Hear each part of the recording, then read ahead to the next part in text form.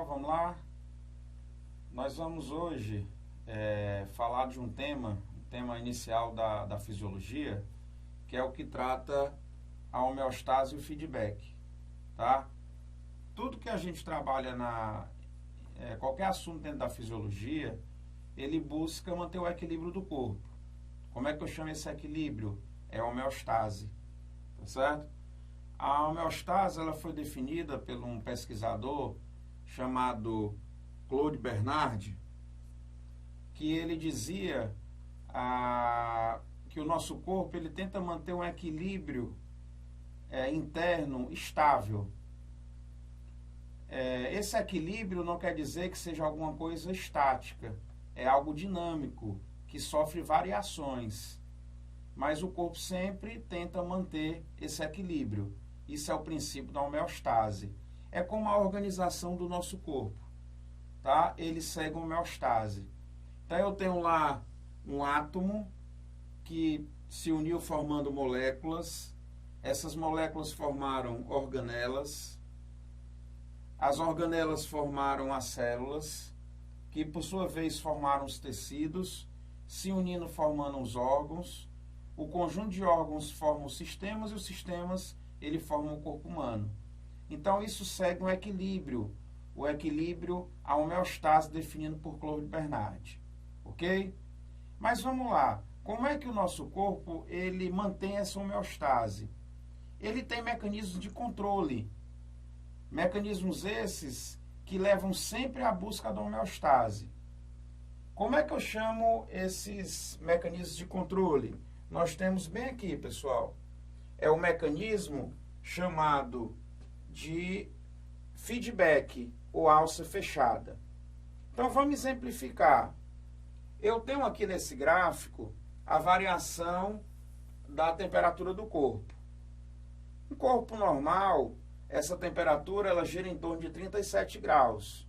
Essa temperatura ela pode cair, ela pode se elevar, mas ela se mantém em torno dos 37. Se ela cai muito, a gente começa a ter alguns tremores musculares para gerar calor, para que ela volte para o normal. Se ela se eleva muito, a gente começa a suar, a sudorese, e essa temperatura volta para o normal. Então isso é o que é a homeostase. Eu tenho alguma coisa que vai captar, que é um sensor, ele vai mandar para um centro integrador, e esse centro integrador, ele vai mandar essa resposta através de um efetuador. Então, se a temperatura se eleva, alguma coisa tem que fazer com que ela caia. Se essa temperatura cai, alguma coisa tem que fazer com que ela se eleve. Isso é o que rege os mecanismos de controle. Nós temos dois mecanismos de controle. Um chamado de alça aberta, que não nos interessa. Isso controla os fenômenos da natureza. É como a pressão atmosférica. Quanto mais a gente sobe acima do nível do mar, menor será essa pressão. Quanto mais a gente desce, maior essa pressão.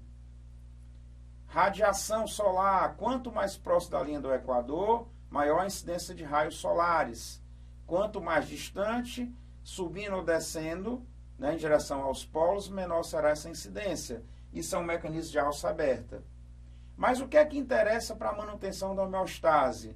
O que interessa para a gente é o mecanismo de alça fechada, ou simplesmente feedback, que nós, pessoal, vamos dividir aqui em dois, ok? Dois tipos de feedback. Um feedback chamado positivo e um feedback chamado negativo. O que é que diz esses feedbacks?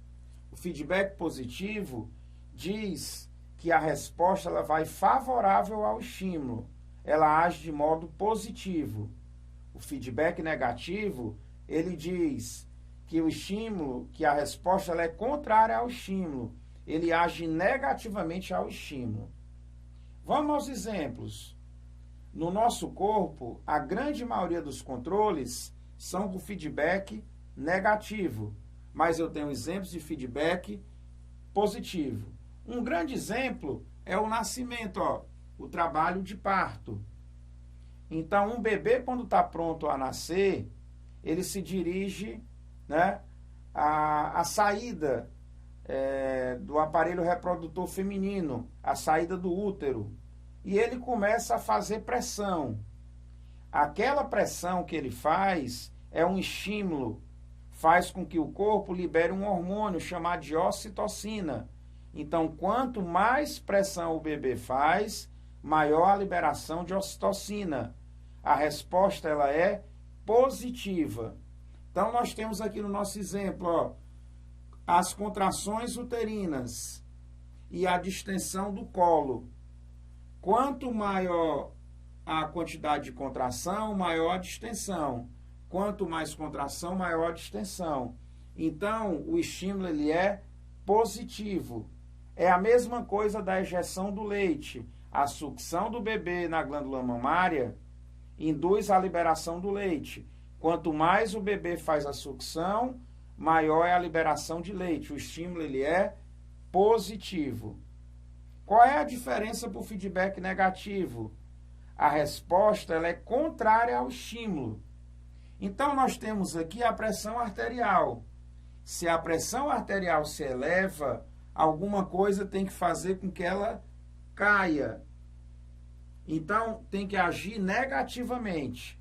Quando a pressão se eleva, isso é captado pelos receptores. Ele manda para um centro controlador. O que é que ele faz? Ele manda a mensagem para que o coração trabalhe mais lentamente, para que os vasos sanguíneos se dilatem. Qual é a consequência? A pressão ela tende a cair. Se a pressão está muito baixa, o princípio é o mesmo. É captada essa alteração, é mandado para um centro controlador. Ele manda a resposta, a pressão está baixa, o coração começa a trabalhar mais e os vasos se fecham. Então isso, pessoal, é um feedback negativo, tá? Feedback positivo, a resposta ela é favorável ao estímulo. Feedback negativo, a resposta ela é contrário ao estímulo, ok? Então esse tema é um tema básico da fisiologia. A gente precisa entender ele, porque ele busca a homeostase, ok? Então, pessoal, por hoje é isso daí e nós vamos postar outras aulas para que vocês possam assistir posteriormente. Valeu!